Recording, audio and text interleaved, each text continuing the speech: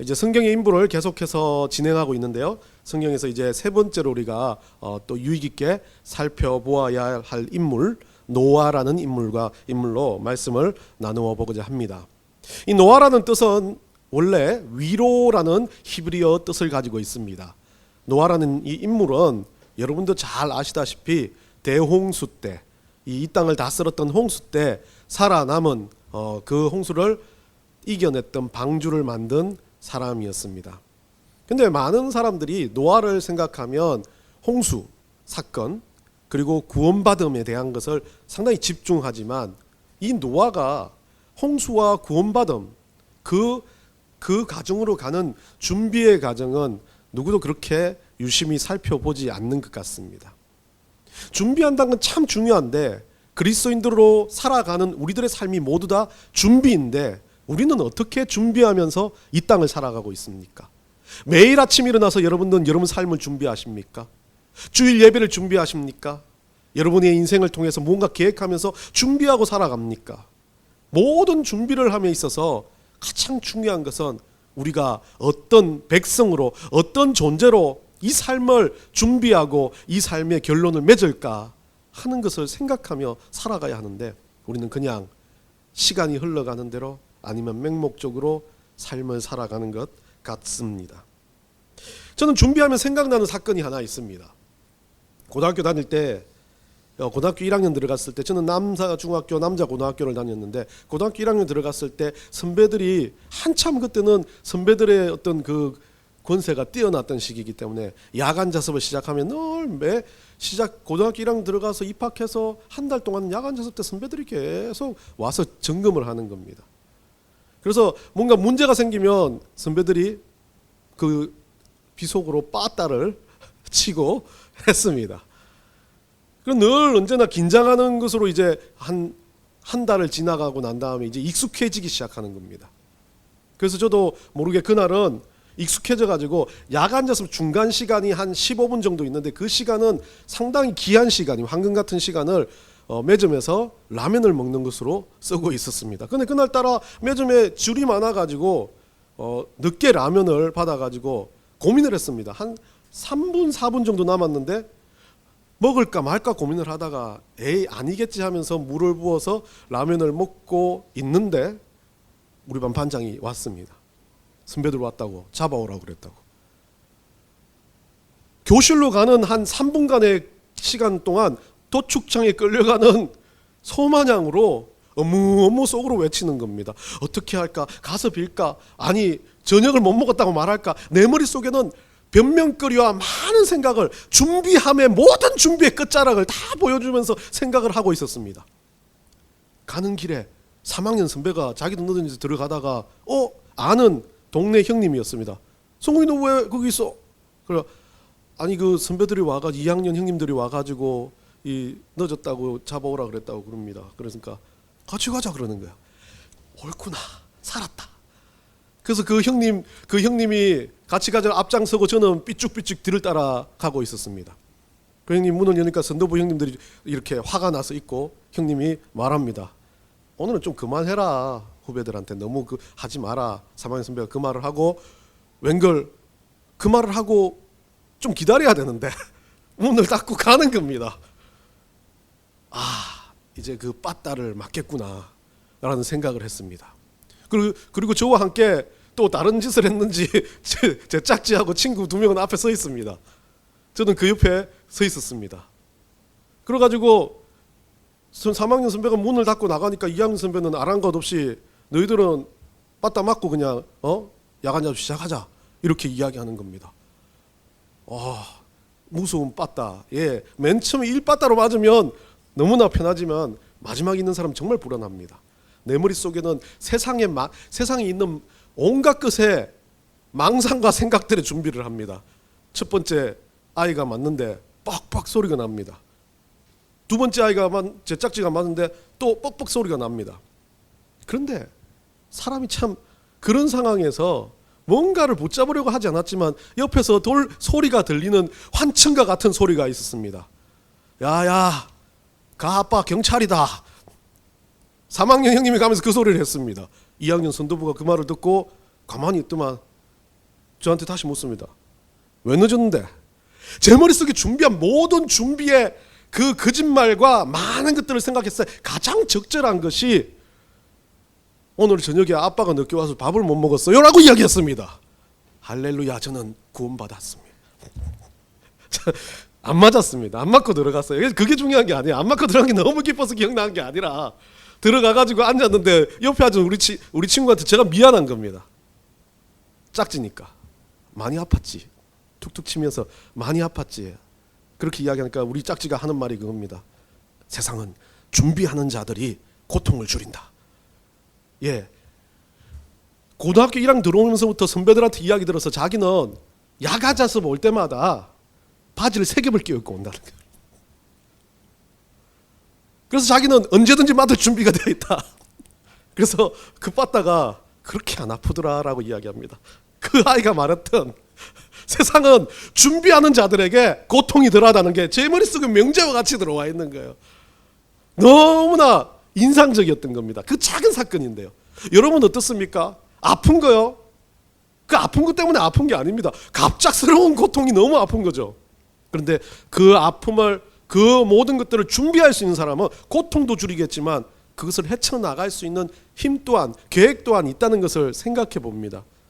준비하는 자에게 고통은 줄어드는 게 아니라 준비하는 자에게 하나님께서 주시는 은혜가 넘친다는 것을 그때 그 사건을 통해서 깨달았던 것 같습니다. 여러분, 준비하는 건 정말 중요합니다. 어떤 것을 준비하는지 모르겠지만 여러분 인생에서 그리스도인으로 여러분 인생을 통해 구원을 이루고 여러분 인생을 통해 복음이 전파되고 여러분 인생을 통해 하나님 나라가 보여진다는 그 모든 것은 여러분이 마지막을 천국을 가는 준비의 요소라는 걸 기억했으면 좋겠습니다. 그렇기 때문에 준비는 우리 인생을 통해서 한두 번으로 끝나는 것이 아니라 계속되어지는 겁니다. 준비는 단절이 아닙니다. 준비는 그냥 그거 한 번으로 끝나는 것이 아닙니다. 준비는 계속되는 것, 이어짐이라는 겁니다. 준비는 우리가 천국으로 가는 그 자락까지 이어져야 한다는 것입니다. 그래서 이 노아라는 인물이 정말 중요합니다. 오늘 저희가 히브리서를 읽었던 것처럼 히브리서 11장 7절 말씀에 히브리 기자는 이 노아를 이렇게 평가합니다. 우리 다시 한번 읽을까요? 히브리서 11장 7절 말씀입니다. 노아를 이렇게 평가하는데요. 다 같이 읽습니다. 믿음으로 노아는 아직 보이지 않는 일에 경고하심을 받아 경외함으로 방주를 준비하여 그 집을 구원하였으니 이로 말미암아 세상을 정죄하고 믿음을 따르는 의의 상속자가 되었느니라. 상당히 중요한, 완전히 노아의 인생을 그대로 압축해 놓았던 단어인데, 구절인데요. 이 히브리 기자의 평가는 많은 사람들이 말하는 노아의 집에 구원이 있기 위해서 뭐가 있었다는 겁니까? 하나님을 경외함으로 준비하는 과정이 있었다는 겁니다. 그냥 그 구원이 들어왔다고 말하지 않습니다. 노아에게 준비가 있었기 때문에 구원받을 수 있었다. 그리고 또 노아는 그 구원으로 인해서 끝난 게 아니라 세상을 정죄했다라고 이야기하지만 이 정죄라는 건 세상을 완전히 배제시했다는 게 아닙니다. 그 세상에 있는 안 좋은 것, 불의한 것, 재성을 그가 싸웠다는 거죠. 자기 스스로가 살면서. 그 싸움의 준비가 뭡니까? 믿음입니다. 믿음을 따르는 겁니다. 그래서 이는 결국은 그 집을 구원했고 의의 상속자가 되었다. 의의 상속자는 뭡니까? 의인이라고 말하는, 우리에게 의인은 하나도 없다고 이야기하지만 우리가 천국에 입성하여 하나님의 백성으로 영생을 누리는 자가 되는 것, 그것을 가지고 의라 그럽니다. 영생을 얻는 겁니다. 노아는 이런 존재였습니다. 오늘 노아 이야기는 이것으로 끝자락입니다. 이 이야기는 다 끝난 이야기입니다. 여러분도 잘 아시잖아요, 이 노아 이야기는. 그래서 중요한 건 노아 이야기를 하다 보니까 이 노아의 배경에서 좀 이슈가 되는 창조론자들과 진화론자들이 이슈가 되는 여러 가지 이야기 중에 대홍수설에 대한 이야기를 먼저 좀 나누고 노아의 일생을 조금 나누면서 이 노아가 준비했던 그 과정을 우리가 좀 생각해 보기를 원합니다. 대홍수설, 참 중요한 홍수설의 이야기는 여러분들도 잘 알고 계시죠. 창조과학회 가면 여러 가지 이야기를 합니다. 그런데 저는 딱 하나 여러분들한테 전제를 드리는 건, 시중에 나가서 창조과학회 이야기들 많이 듣습니다. 예, 창조과학회 이야기도 그들이 노력해서 만들려고 했던 거고, 세상에 말하는 과학자들이 말하는 것도 그들이 과학이라는 것을 가지고 증명하려고 하는 그런 것들입니다. 그런데 대홍수 사건을 너무 과학적으로 접근하다 보면 이 대홍수 사건 자체가 있었다 없었다 이것 때문에 싸우는 그냥 근거밖에 되지는 않습니다. 그런데 우리가 왜 이 홍수가 일어났고 이 땅에 모든 인류가 다 죽었다는 그 사건을 믿음으로 받아들이고 성경에 있는 것으로 받아들이기 위해서는 근거는 좀 있어야 되겠다. 그래도 누군가 이야기했을 때 그거에 대해서 좀 생각은 할 수 있어야 되겠다 해서 대홍수 사건에 대한 근거를 좀 이야기를 하려고 합니다. 이 대홍수 사건이 창조론자, 이 창조과학에서 이야기하는 일어났던 가장 큰 첫 번째 증거 중에 하나는, 우리 띄워주십시오. 전 지구의 퇴적층이 그것을 증명한다는 이야기고요. 두 번째는 대규모 화석 매물 때문이고요. 세 번째는 노아의 방주의 흔적. 네 번째는 생물의 다양성과 방주. 다섯 번째는 지질구조의 급속 형성과 주장. 여러 가지 5개 논리적인 주장이 있습니다. 근데 우리가 다 알 필요는 없습니다. 굳이. 근데 과학 좋아하시는 분은 찾아보면 좋아요. 여러분들 인터넷만 찾아봐도 창조과학의 논리들이 참 많이 나와 있습니다. 전지구의 퇴적과 같은 경우는 여러분들 잘 아시겠지만 전 세계에 걸쳐 퇴적층이 형성됐는데, 이 퇴적층에 대한 이야기를 많은 사람들이 시간이 지나고 수억만 년이 흘러가지고 퇴적되었다 그러는데, 보니까 그 지구의 퇴적층들이 단시기에 만들어진 퇴적층들이 있다는 겁니다. 어떤 퇴적층은 꾹꾹 눌러서 퇴적층이 되었는데, 어떤 퇴적층은 그와 똑같은데 그거보다 훨씬 더 위에 그 퇴적층이 형성되어 있는 겁니다. 그런 경우가 여러분들이 잘 아시죠? 그랜드 캐년이라는 장소가 그렇습니다. 대규모 화석 매물은 여러분도 아시겠죠? 공룡들이나 삼엽충이나 암모나이트 같은 게 한꺼번에 매몰되어 있어. 같은 지층에. 이해가 안 되는 거죠. 살았던 시기가 달았던 그 생물들이 같은 지층에 묻혀 있다는 건 한 번에 뭔가 썰렸다는 거죠. 그래서 여러분들 히말라야 산맥 꼭대기에 삼엽충이 나왔다. 삼엽충 화석이 나왔다는 거예요. 그래서 사람들이 막 이야기합니다. 그거 왜 그러냐. 그러니까 어떤 사람이 옛날에 누가 삼엽충을 들고 그 위에 올라갔다 이런 이야기도 하고 많은 이야기들 했는데, 그런 논리들에 대한 근거를 봤을 때는 혼란스러운 거죠. 과학적인 사람들도. 그래서 이 창조과학자들은 그게 홍수가 있었기 때문에 지면에 물이 가득 찼다가 빠지면서 그런 일들이 일어났다. 그래서 생물의 다양성, 방주의 사건들. 그래서 방주는 뭐라 그러냐면 아라라산 또는 그 인근 지방에 방주의 흔적들이 발견되었다라고 이야기합니다. 많은 사람들이 이것을 찾기 위해서 노력했는데 1959년 터키 두룽리르라는 지방에서 배 모양의 어떤 지형을 찾았고, 2010년 홍콩의 과학 탐사대가 방주 목재를 발견했다 그런 이야기들 여러분들 뉴스의 기사에도 나왔지 않습니까? 근데 그 방주 목재인지 어떤지는 모르겠지만 방주가 있었던 사건을 이 사람들이 증명하려고 하는 것 같아요. 그리고 마지막에 지질 구조의 급속 형성에 대한 이야기 여러 가지가 있는데, 저는 근데 여러분들이 좀 알아야 될 중요한 요소들을 우리가 보는 것만으로도 충분히 깨달을 수 있다라는 생각에서 사진을 몇 개 준비를 했습니다. 한번 보시죠. 제가 보기에 가장 확실한 이 대홍수의 사건의 증거는 저는 이거라고 봅니다. 인류가 계속해서 수억만 년 만들어진 것보다는 창조적인 요소가 더 많은 것은 이 다지층 화석이라는 건데요. 여러분들 지층은 한 지층이 생기기 위해서 수만 년이 이 지층을 눌러서 만들었다 하는데, 어떤 화석이 보니까요, 그 10,000년, 20,000년, 30,000년, 40,000년 되는 그 사이를 지금 보이시죠? 나무 하나가 거기 꽂힌 거예요. 꽂혀가지고 밑에는 석탄층이라 되어 있고 위에는 세일층인데, 이 두 층의 간격은 과학자들이 말하는 게 700만 년의 간격이라는 겁니다. 근데 그 나무가 그렇게 될 수 있어요. 700만 년 동안 거기 꽂혀가지고 있으면 위에 나무가 다 사라져버릴 건데 꽂혀가지고 화석이 됐다는 거죠. 그런데 이게 한 군데만 있는 게 아니라 지금 말하는 것처럼 저기 보여진 것 외에도 수십 군데 전 세계적으로 이런 것들이 나타난다는 거죠. 결국 그들이 말하는 이 퇴적암층이 수만 년이 된 게 아니라 단기간에 이루어졌다는 건, 물론 땅 밑에 있는 더 땅의 지층들은 꾹꾹 눌러서 됐을 수도 있겠지만 어느 정도 이상의 지층들이 단기간에 이루어진 지층이 있다라는 거죠. 우리가 사는 이 땅들이 수억만 년일 수도 있겠지만 단기간에 이루어진 경우도 많이 있다라는 것을 보여주는 경우 중에 하나입니다. 넘겨 주십시오. 그 중에 하나가 이제 여기가 여러분들 잘 아시는 그랜드 캐년입니다. 저도 한번 가봤는데 너무 막 웅장한 협곡입니다. 이 그랜드 캐니언 형성을 한번 넘겨주십시오.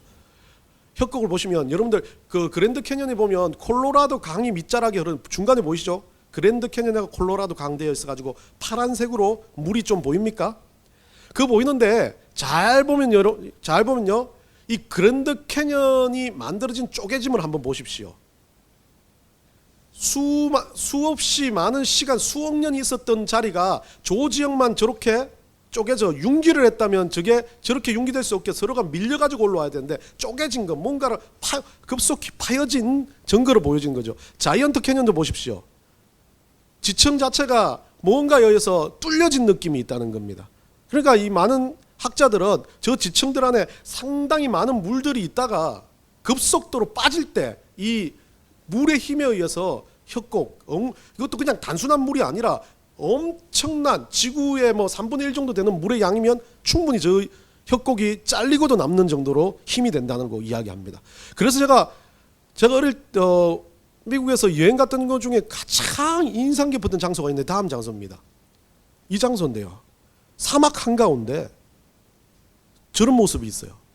사막 한가운데 동굴과 같지만 완전히 막 이상한 모호한 외계 행성이 온 것 같은 느낌의 모습이 있는데 아래 땅에서 보면 저렇게 사람들 크기가 저 정도고 그 위로 이렇게 옆에는 약간 모래 토사와 암석과 이렇게 섞여 있는 벽이에요.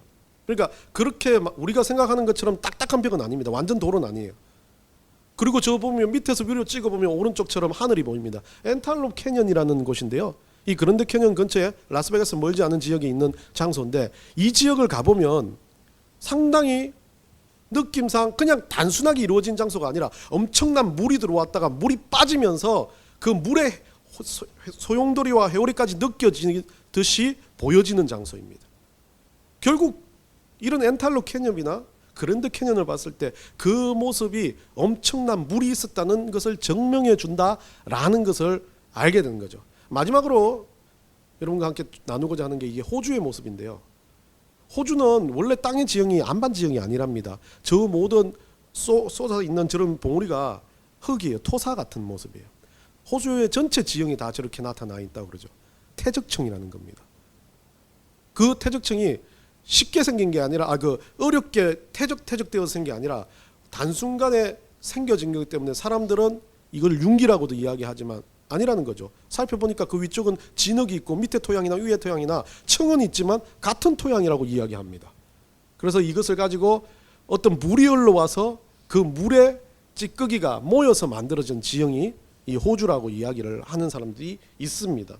결국 이런 것들을 봤을 때 사암지대라고 이야기하는 저것을 호주를, 그래서 호주의 중간에 이 사막지대 외에는 대부분이 저런 사암지형으로 되어 있다는 거죠. 그리고 물이 엄청나게 솟아났다가 태평양 물이 빠지면서 거기에 남아있는 퇴적물들이 호주에 모여서 그렇게 되었다라고 이야기하는 창조론자들이 있다는 겁니다. 자, 이런 논리를 떠나서 우리는 분명 대홍수가 있었다는 것을 믿습니다. 그런데 누군가가 이것을 이야기했을 때 그들이 말하는 과학의 논리의 근거에도 다른 논리가 있기 때문에 그것에 대해서 너무 과학적인 이야기를 가지고 그 정도로 있었으면 그 정도로 사람이 있었으면 사람이 어떻게 번식을 하고 어떻게 지금의 모든 생명체가 있냐는 이야기 자체를 했을 때 그것 자체를 우리는 어느 정도까지는 과학적인 증명도 그거의 홍수에 대한 증명이 있다라는 것을 알려주면 좋을 것 같아요. 그 대신 그걸 너무 따지기 시작하면 우리가 혼란이 와요. 믿음으로 준비자는 그 대홍수를 믿는 것이 아니라 대홍수를 통해서 노아의 가족을 구원한 하나님을 믿는 겁니다. 그러면 오늘날 우리를 구원하신 그 하나님을 믿는 믿음이 있기 때문에 대홍수의 사건은 우리에게 있어서 가장 중요한 믿음으로 준비되는 하나님 백성이 어떻게 되는지를 보여주는 사건이라는 것을 기억했으면 좋겠습니다. 그 사건의 중심 인물은 노아라는 인물인데요. 노아로 들어가 보면요, 이 노아라는 인물은 참 괜찮은 사람이었습니다. 성경에 창세기 6장 6절에서 9절을 보시면 한번 읽어봅니다. 땅 위에 사람 지으셨음을 한탄하사 마음에 근심하시고 이르시되 내가 창조한 사람을 내가 지면에서 쓸어버리되 사람으로부터 가축과 기는 것과 공중의 새까지 그리하리니 이는 내가 그것들을 지었음을 한탄함이니라 하시니라. 넘겨주세요. 그러나 노아는 여호와께 은혜를 입었더라. 이것이 노아의 족본이라. 자, 노아는 의인이요 당대 완전한 자라. 그는 하나님과 동행하였으며. 노아가 성경 안에서 너무나 괜찮은 인물로 보여지는 것 중에 하나가, 많은 사람들이 노아는 의인이요 당대 완전한 자라라는 이 구절입니다. 그래서 저는 어릴 때부터 이 노아를 생각하면 와, 대단하다라고 생각했어요. 이 노아라는 인물은 여러분들 방주를 막 수천 년 지은 것 같죠. 노아 몇 살 살았습니까? 960년 살았습니까? 마지막 몇 구절에 나오죠. 우리가 아는 노아의 나이가 950년, 창세기 9장 29절에 나와 있는데 950년 살다가 천국으로 간 이 노아가 원래는 인생을 살때 500년 정도를 살았을 때 하나님이 저렇게 이야기하신 거예요. 500년 살아냈을 때. 그런데 그 노아가 500년 사는 동안 땅에 뭐가 있었습니까? 엄청난 사람들의 타락이 있었어요. 하나님 근심하셨고 하나님 그거에 대해서 못마땅하셨던 거죠. 그러면서 그 중에 이 노아라는 사람을 통해서 하나님께서 심판하시겠다는 그 메시지와 함께 방주를 지으라고 하나님이 명령하셨죠. 생각해 보십시오, 여러분들. 오늘 여러분들이 만약 당장 그런 뭐 이상한 사람들 많죠. 이 핵전쟁이 일어난다 그러고 막 그런 사람 많지만, 오늘 당장 여러분들에게 하나님 명령하세요. 한 30년 후에 이 땅을 불로 멸망시키겠다. 그러면서 나에게 준비하라 그래요. 방독면을 개발하고 방탄조끼를 개발하라. 여러분들 하시겠습니까? 막 죄화도 들고. 여러분들 쉽게 생각할 게 아니에요. 이 노아의 방주 크기가 135m, 길이가 300규빗, 너비가 50규빗, 22m, 23m, 높이가 30규빗, 13.5m. 혼자서 이것을 짓는데, 나중에 제가 좀 이야기를 해보겠지만 수치상으로 계산해 보면 많은 학자들이 120년이라고 이야기했는데 120년보다는 훨씬 짧아요. 한 70년에서 제가 보기엔 65년 정도로 계산되면 돼요. 70년 동안 여러분이 이 땅에 살아가는 동안 하루도 쉬지 않고 배 하나 만드는데 목숨을 걸었다는 겁니다. 얼마나 힘들었겠어요. 옆에 지나가는 철수가 말합니다. 야, 또라이 아니야. 지금 30년째 저러고 있어, 쟤. 그렇게 70년간 사람들이 보기에 미친 사람이 되어 있었던 거죠. 노아는 그 행동을 한 겁니다. 그 노아가 의인이며 당대 완전한 자입니까? 생각해보면 노아가 그때 타락했으면 나가가지고 좀 바꿔, 우리 하나님 앞에 변화에 일어나야 돼, 그렇게 말씀을 전하고 하나님을 알리는 사람이 될 수도 있었겠지만, 노아는 그냥 묵묵하게 그 70년의 세월을 순종한 사람이었습니다. 그래서 너무 노아가 존경스러워요. 노아를 제가 까려고 그러는 거 아닙니다. 존경스러워서 이 단어를 한번 찾아봅니다. 의인이란 단어요. 차티크라는 단어를 썼는데, 형용사로 의로운, 옳은이란 뜻입니다. 근데 우리가 말하는 의로운 자, 우리가 말하는 예수 그리스도를 믿는 믿음을 가진 의로운 자는 아니라는 거죠. 옳은 일을 행하는 자인데, 원래 이 단어는 타임이라는 완수하다, 마치다라는 의미가 있는 이것 자체가 뒤에가 완전한이라는 뜻인데요. 타임이라는 단어는 무언가를 끝맺음을 맺다, 완성시키다는 의미고, 이 앞에 차티크라는 이 단어는 어떤 옳은 일을 하기 위해서 최선을 다하는 형태를 이야기하는 거죠. 그러면 노아는 어떤 사람입니까? 의인이라고 불리지만 하나님이 시키신 그 옳은 일 위해서 최선을 다하는 사람이고, 그것을 끝까지 만들어서 마치고 사명을 완수하는 자라고 이야기하는 겁니다. 쉽게 말하면 노아는 완전한, 죄가 없거나 뭐 엄청 대단한 완전한 사람이 아니라 똑같은 그 시대의 타락한 백성들과 사는 인생이었습니다. 그런데 그 인생이 어떻게 했어요? 하나님 시키신 그 일을 위해서 자기 자신을 쳐서 복종시켜서 온전하게 매일매일 하나님과 씨름하면서 그 일들을 완성시켜 드리려고 노력했던 자였다는 겁니다. 그러면서 뭐라고 합니까? 9절에서요. 그는 하나님과 뭐 했어요? 동행하였다. 자기 삶의 모든 500년간의 삶도 그랬겠지만 그리고 또 방주를 짓는 70년간의 삶도 그랬겠지만 남아있었던 그 삶의 300년 이상의 삶의 400년의 삶도 하나님과 함께 동행하면서 그 일들을 반복하며 준비하며 매일매일 자기 삶의 준비를 하나님께 드리기 위해서 노력했던 것.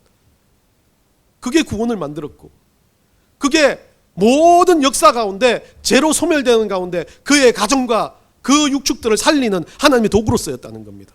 이 사람이 잘나서요? 이 사람이 대단해서? 이 사람이 무언가 머리가 뛰어나고 턱줄나서? 아니었다는 거예요. 똑같은 사람이었지만 하나님이 그에게 그의 방식을 통해서, 그를 통해서 그 일들을 하게끔 하신 거죠. 창세기 6장 22절 봅시다. 뭐라고 되어 있습니까? 노아가 그와 같이 하여 하나님이 자기에게 명하신 대로 다 준행하였더라. 노아는 딴 거 하는 사람이 아닙니다. 시키면 시킨 대로, 준비하라면 준비한 대로, 정말 힘들고 짜증나고 생각도 있어가지고 이건 나한테 왜 해? 여러분들 그런 거 있지 않습니까? 말씀을 읽고 은혜를 받으면 어쩔 때 그런 감동이 와요. 내가 정말 싫어했고 짜증난 사람인데 저 사람한테 가서 알랑방구를 끼래요. 너무 싫어요. 내가 왜 해야 돼? 내가 왜 해야 돼? 하는데 노아는 그거 했다는 겁니다. 하나님이 시켰기 때문에 했다는 겁니다. 단순하게 자기가 원해서 한 게 아니라 하나님이 시켰기 때문에 내가 힘들어도 내 재산을 다 팔아도 초대교회 때 교회를 세우기 위해서 자기 재산을 팔아가지고 주님 앞에 들어왔던 그 사람들처럼, 자기 삶을 버리고 주님 앞에 섰던 그 사람들처럼 이거 왜 해야 돼가 아니라 하나님이 하라니까 한다고 했던 거죠. 그게 노아의 준비였습니다. 준비의 믿음은 다른 게 아니에요. 하나님이 원하시는 것을 하는 겁니다.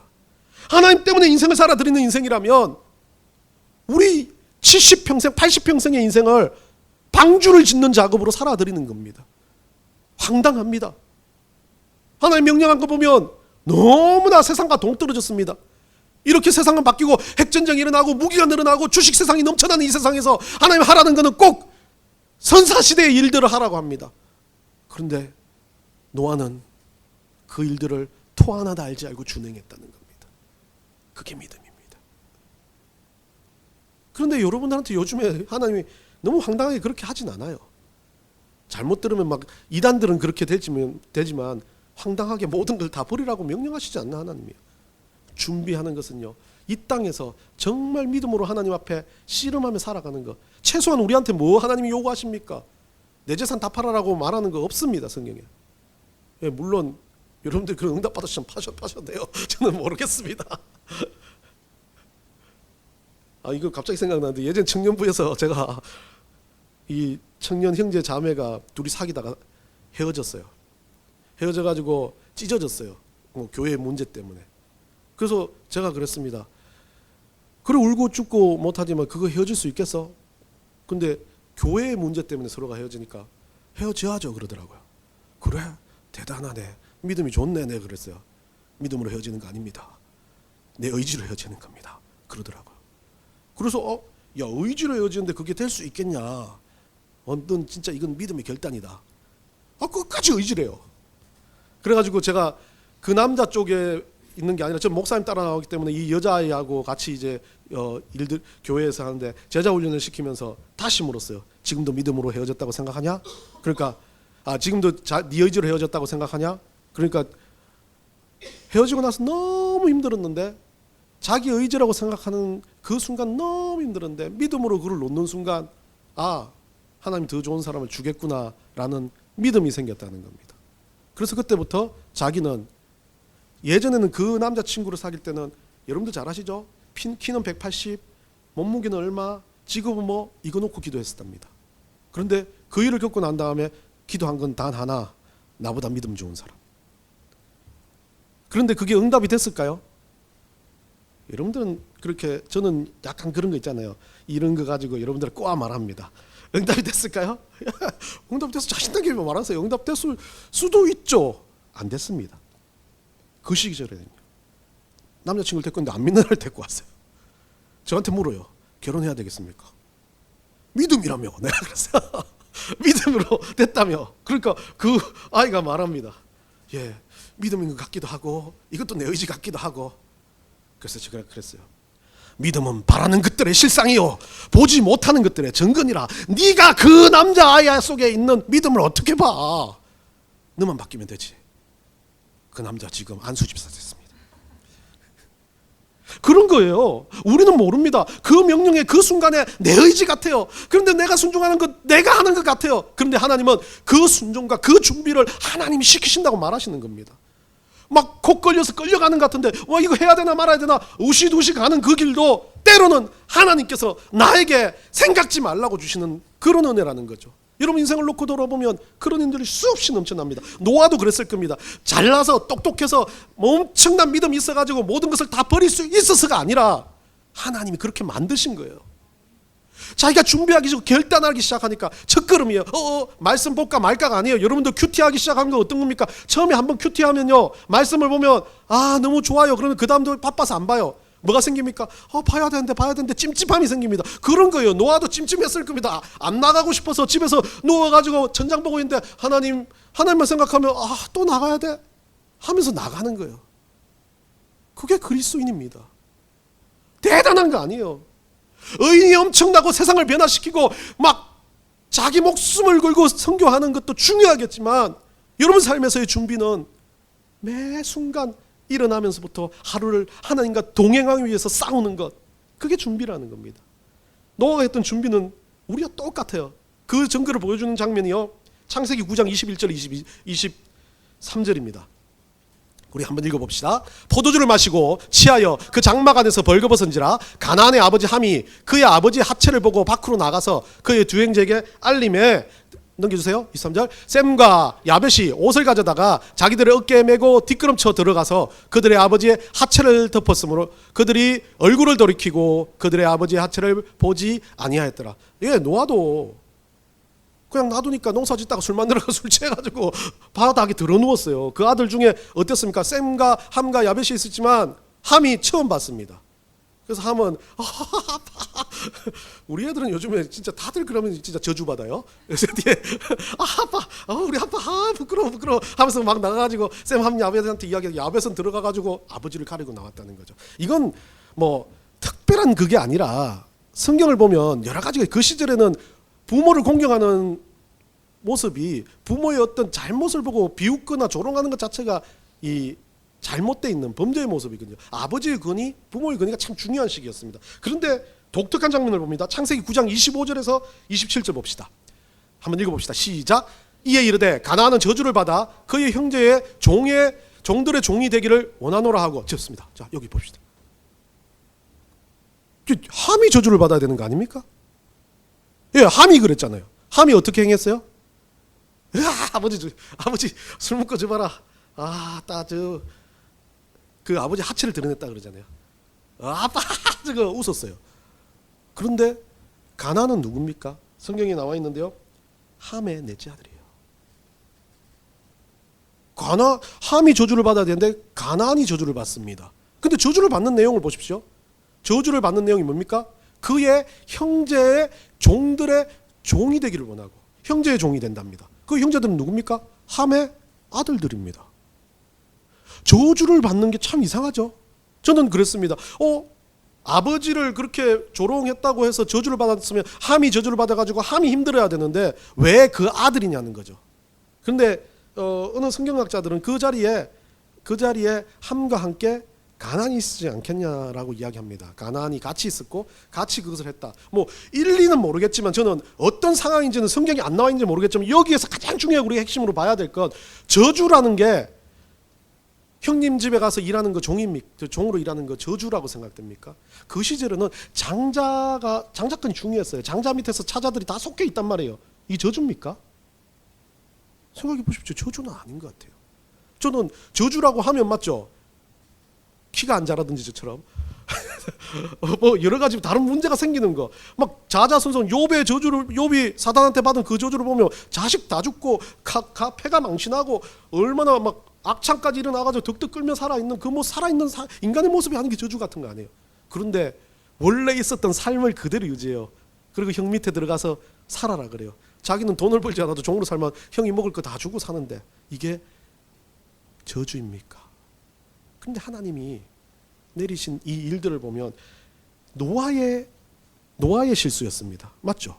근본적으로 노아의 실수였습니다. 이 실수가 함의 실수가 아닙니다.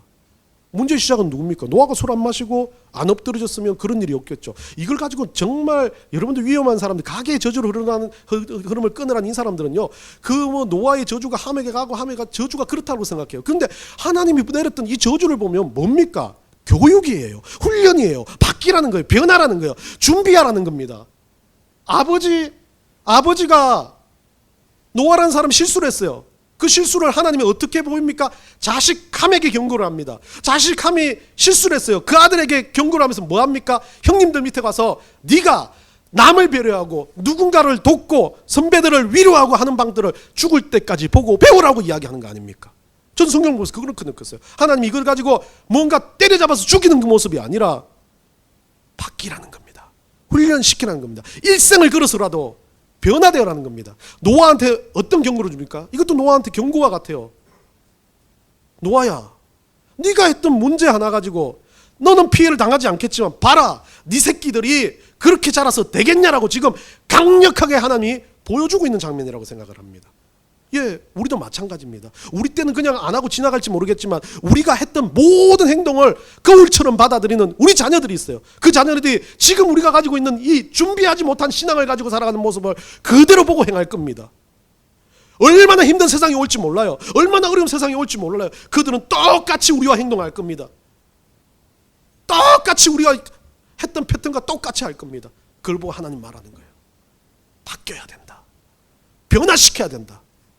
눈물을 흘리면서, 그럼 노아는 어떻겠습니까? 이 사건이 일어나는 성경이 나와 있지는 않지만 노아는요, 하나님 앞에 무릎 꿇고 기도했을 거예요. 하나님, 제가 잘못했습니다. 제가 실수했습니다. 그 실수를 우리 함에게, 우리 손자들에게 안 주기를 원합니다. 제 하나의 실수를 주님 용서해 달라고 얼마나 노아는 외쳤겠습니까?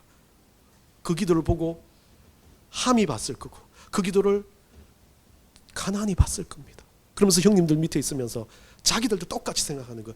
할아버지가 했던 실수를 절대 다시 하지 않기 위해서 나는 형님 밑에서 이 일들을 반복하면서 준비하면서 내 인생 가운데 믿음으로 준비해서 내 자녀에게 그것을 전달하지 않겠다라고요.